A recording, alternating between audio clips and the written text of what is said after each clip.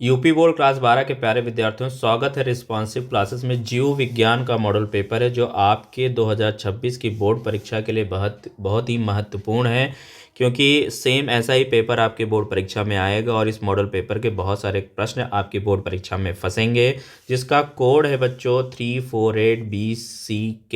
एक ये viral paper है जो कि आपका एक गेस्ट पेपर है, बोर्ड परीक्षा के सभी प्रश्नों को फंसा सकता है ये।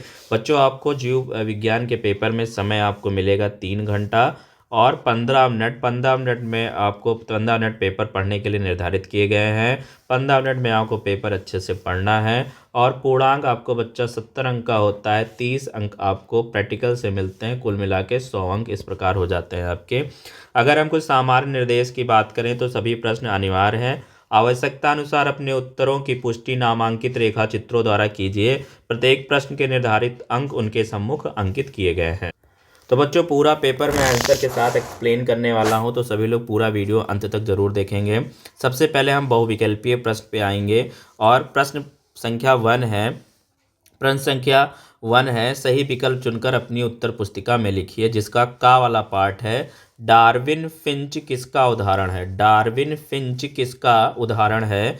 तो ये अनुकूली विकिरण का उदाहरण है। किसका है भाई? अनुकूली विकिरण का उदाहरण है। खा वाला प्रश्न है बच्चों, मलेरिया का वाहक है। मलेरिया का वाहक है, क्यूलेक्स है, मादा एनोफिलीज है, एडीज है या फिर घरेलू मक्खी। तो मलेरिया का वाहक है बच्चों मादा एनोफिलीज मच्छर है, जिससे जो मलेरिया को फैलाता है। और जो एडीज मच्छर होता है बच्चों, मादा एडीज मच्छर किसको फैलाता है? तो ये डेंगू फैलाता है और एक ये वायरस जनित रोग होता है। चलिए गा वाला बच्चों देखेंगे। डाई एसिटोलोमार्फिन, डाई एसिटोलोमार्फिन का सामान्य नाम है, तो एक ये स्मैक है जिसको हम हीरोइन भी बोलते हैं। घा वाला प्रश्न है बच्चों, वायुमंडलीय नाइट्रोजन को स्थिर करने वाला साइनोबैक्टीरिया है। तो नॉक स्टॉक और एनाबिना ये दोनों ही साइनोबैक्टीरिया है, ठीक है, जो वायुमंडल के नाइट्रोजन का स्थिरीकरण करता है। वायुमंडलीय नाइट्रोजन का स्थिरीकरण करता है कौन? नॉन स्टॉक और एनाबिना दोनों। तो ऑप्शन नंबर तीसरा सही हो जाएगा, पहला और दूसरा दोनों। अब बच्चों हम लोग अति लघु उत्तरीय प्रश्न की तरफ आएंगे, ठीक है। अति लघु उत्तरीय प्रश्न जिनका उत्तर आपको मात्र 20 से 25 शब्दों में देना होता है। पहला प्रश्न है दूसरे का वाला कि अति नर क्या है? अति नर क्या है? तो अति नर एक ऐसी स्थिति है जहां पुरुष के लिंग गुणसूत्र सामान्यतया XY के बजाय XXY होते हैं। बच्चों, जो सामान्य पुरुष का जो गुणसूत्र होता है, लिंग गुणसूत्र, वो XY होता है, लेकिन ये आपका सामान्य हो गया, ये आपका सामान्य पुरुष है। और जो आपका अतिनर पुरुष होगा, अतिनर की स्थिति कब होगी? जब एक एक्स और आ जाएगा, है ना। तो कितने हो जाते हैं? एक्स नहीं, सॉरी, वाई एक वाई एक्स्ट्रा आ जाएगा। एक वाई क्या आएगा? एक्स्ट्रा आ जाएगा, ये XYY हो जाएगा। तो वाई कंडीशन से क्या, वाई से ही आपका पुरुष होता है, तो एक वाई ज़्यादा आ गया है, जिसकी वजह से ये अतिनर की स्थिति पैदा हो गई है, जिसमें कुल 47 गुणसूत्र हो जाते हैं।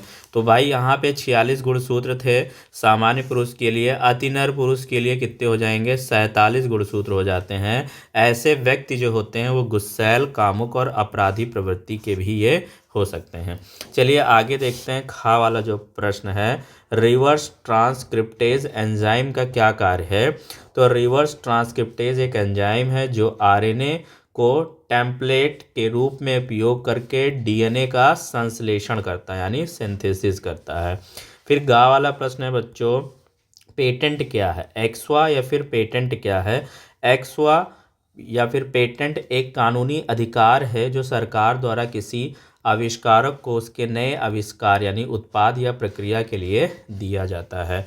फिर घा वाला प्रश्न है बच्चों, प्राथमिक लसिकाम्ब अंग के 2 उदाहरण लिखिए। तो प्राथमिक लसिकाम्ब अंग के 2 उदाहरण अस्थि मज्जा और थाइमस है। फिर अंगा वाला प्रश्न है बच्चों, पवित्र उपवन क्या है? तो पवित्र उपवन ऐसे वन क्षेत्र होते हैं जिन्हें स्थानीय समुदायों द्वारा धार्मिक मान्यताओं और परंपराओं के कारण संरक्षित किया जाता है, जहां पेड़ पौधों और वन्य जीवों को काटना या नुकसान पहुंचाना वर्जित होता है। फिर बच्चों लघु उत्तरीय प्रश्न आएंगे। पहला प्रकार का लघु उत्तरीय प्रश्न जो आपके 2-2 नंबर के होते हैं। इसमें पूछा बच्चों तीसरे का वाला कि परिभ्रूणपोष क्या है, एक उदाहरण दीजिए।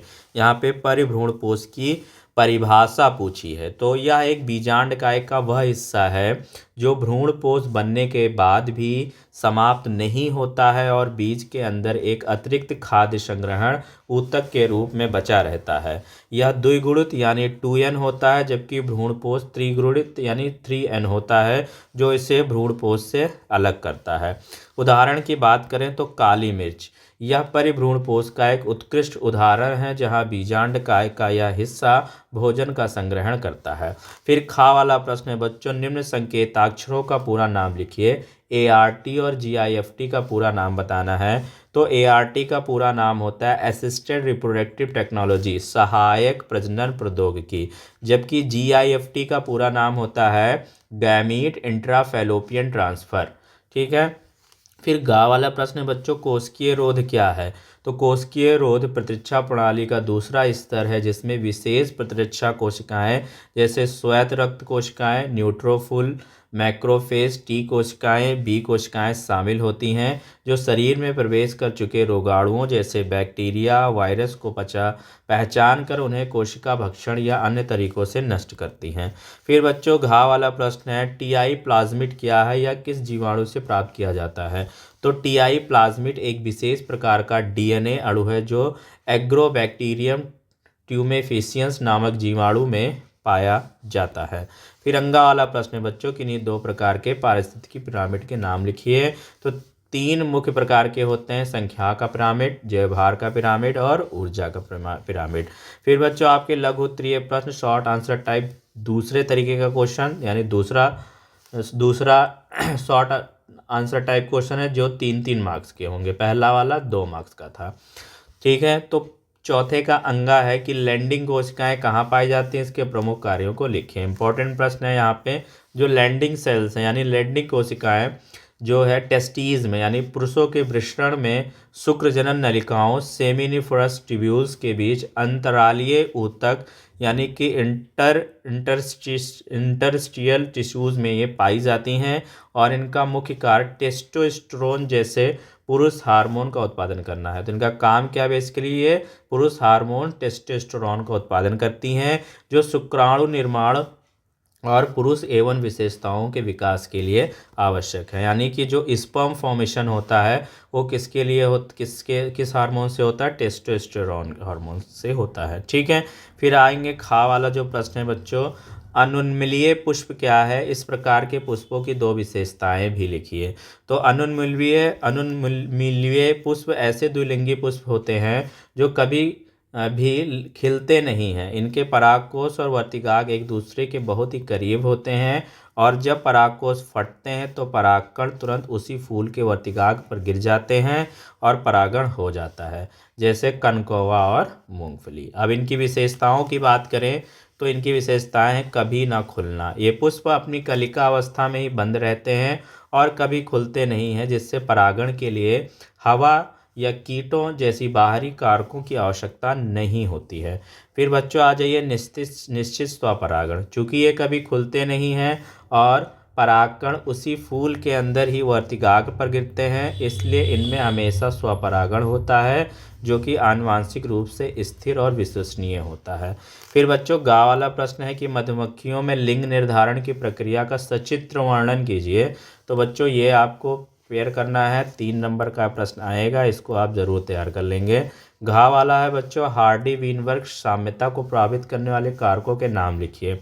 हार्डी वीनबर्ग साम्यता को प्रभावित करने वाले मुख्य कारक हैं उत्परिवर्तन, प्राकृतिक चयन, आनुवांशिक विचलन, जीन प्रवाह और यादृच्छ मैथुन। ये कारक समय के साथ जनसंख्या के जीन पूल में बदलाव लाते हैं, जिससे आनुवांशिक संतुलन बिगड़ जाता है और विकास होता है। फिर है अतिरिक्त लघुत्तरीय प्रश्न। ठीक है। अतिरिक्त लघुत्तरीय प्रश्न में आपका है, ये सारे प्रश्न आपको तैयार करने हैं। जो प्रश्न हम आपको बता रहे हैं अपने लर्निंग मटेरियल से उसको तैयार कर लीजिएगा। 5वें का है वंश वृक्ष यानी फैमिली ट्री क्या है, इसका वंशावली विश्लेषण में क्या उपयोग है, ये आपको तैयार करना है बच्चों। प्लाज्मोडियम के जीवन चक्र में पोषक के किन अंगों में निम्नलिखित प्रावस्थाएं होती हैं, ये प्रश्न आपको तैयार करना है। फिर चल युग्मज बीजाणु, चल युग्मज पहला और दूसरा, बीजाणुज स्पायरोजाइट्स और अमीबीय प्रावस्थाएं। तो अंगों में निम्नलिखित प्रावस्थाएं आपको बतानी है। जो पहला वाला क्वेश्चन है, प्लाज्मोडियम के जीवन चक्र में पूरे अंगों में निम्नलिखित प्रावस्थाएं होती हैं, तो ये तीनों प्रावस्थाओं को आपको एक्सप्लेन करना है। फिर गा वाला प्रश्न है बच्चों, खाद्य उत्पादों में सूक्ष्म जीवों की भूमिकाएं समझाइए, ये आपको तैयार करना है। सूक्ष्म प्रवर्धन को समझाइए, प्रवर्तन को समझाइए। सोमा क्लोन क्या है, ये भी आपको 3 नंबर का प्रश्न तैयार करना है। फिर बच्चों विस्तृत उत्तरीय प्रश्न जो 4-4 अंक के हैं, उसमें हम कुछ प्रश्नों को बता रहे हैं, ये भी आपको तैयार करना है। प्रतिरक्षी की संरचना का नामांकित चित्र बनाइए, ये आप प्रिपेयर करेंगे। प्रतिरक्षियों के 2 प्रकारों के नाम लिखिए, ये भी आप प्रिपेयर करेंगे। खा वाला है चारण खाद्य श्रृंखला और अपरद खाद्य श्रृंखला में अंतर बताइए, ये भी आपको तैयार करना है। फिर गा वाला है जैव विविधता हॉट स्पॉट की किन्हीं 2 मुख्य विशेषताएं बताइए, भारत में हॉट स्पॉट का नाम लिखिए, ठीक है। 4 नंबर में ये आपको तैयार करना है। फिर घा वाला है बीओडी का पूर्ण रूप लिखिए, एक तालाब के जल का बीओडी 16 mg पर लीटर, इसके जल की गुणवत्ता पर अपनी राय दीजिए।